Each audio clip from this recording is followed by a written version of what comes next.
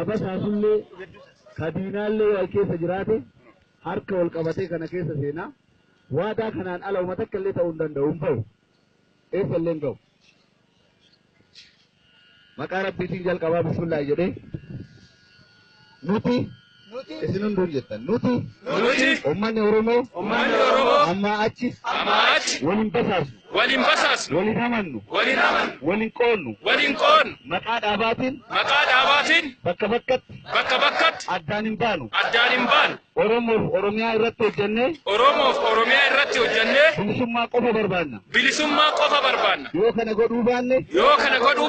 lafeen gootota keennaa fanjii taatee nu haa gubdu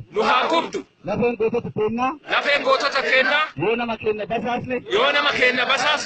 fanjii taatee nu haa gubdu dhiigni uummata keenyaa dhiigni uummata Oromoo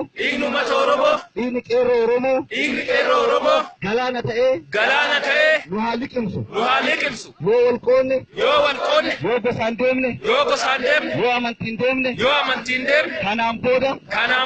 guyyaadhaa irraa jalqabne tokkummaa keenyaan ala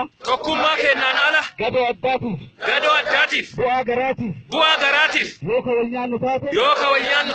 fanjiin nu haa gubdu dhiigni sun nu haa liqimsu